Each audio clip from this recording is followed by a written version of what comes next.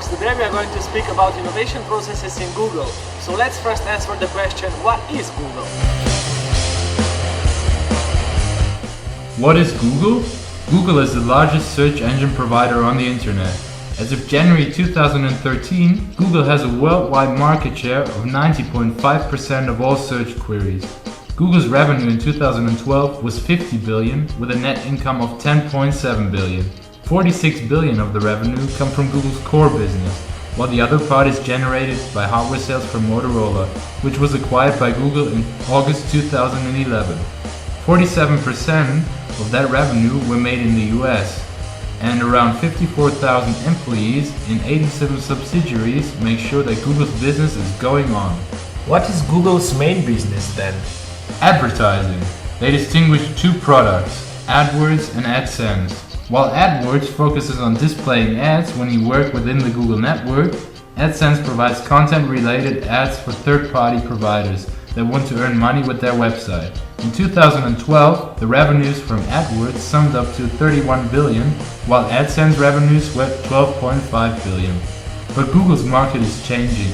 More people access the internet via mobile devices, especially in emerging economies like South Africa or Brazil. So now that we know what Google is, how are they actually engaging in strategic entrepreneurship? In the annual report for stakeholders of 2012, Google writes, We face intense competition. If we do not continue to innovate and provide products and services that are useful to users, we may not remain competitive and our revenues and operating results could be adversely affected. So Google needs to innovate to stay big. One success factor lies within the culture, which is defined by their values and their mission. Our mission is to organize the world's information and make it universally accessible and useful. Marissa Mayer, former vice president at Google, describes the fast follow innovation strategy as first, allowing small teams to work together, second, allowing ideas to come from everywhere, and third, giving employees 20% free time to work on any projects they have passion for. So Google's culture is supposed to help people being creative. The offices are inviting to collaborate and are arranged such that there are lots of possibilities for communication and exchange. Successful projects like Google Mail and Google News resulted from the 20% of the free time. But the time could as well be used for a social project. Is that all? No, it's not. Every Googler is encouraged to take risks. If they failed, this is not a big deal, but they are expected to learn from their failures. This helps being better in the future. Due to the fact that Google innovates, they get more customers using their products. This increases their sales of ads, which means they get more money, thus allowing them to keep on hiring the best and best fitting people from over 100,000 applicants a month. But sometimes hiring the best people is not enough. Sometimes a startup has a better idea. Then Google is known for buying the company, the idea, the people and the market share. This seems to be some kind of circle. Yes, it is.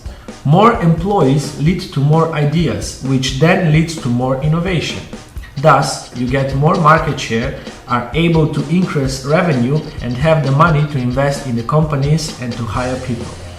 All this momentum keeps gaining based on the research and development investments Google does.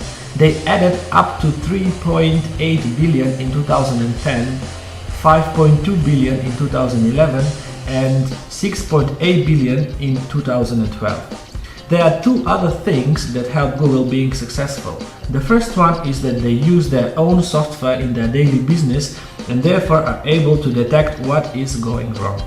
The second point is that they open their products for content providers. So now that we know about Google's innovation strategy today, what might be the future outcome? What we are definitely going to see is that Google will perfect the search engine such that it's easier to use with audio comments and integrates a larger visual component. Meaning that you take a picture of something and can search for things on the picture.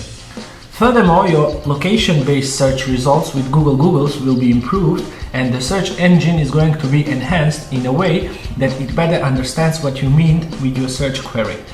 It is going to provide you answers to your questions and foresees the next question. This is called the semantic search engine. Okay, that's not rocket science. Are there other projects apart from improving the search engine? Of course, there are a lot of interesting projects going on at Google. The key word here is diversification. For example, Google Glass, the FiberNet in Kansas City, the driverless car, and corresponding robots from Google, as well as home automation with regards to the Internet of Things. We all know that Google is a very innovative place, but if you ask us whether there is still place for improvement, our answer is yes. Actually, we think there are only minor things to improve. The first thing is that we had the impression that Google mainly focuses on the US market.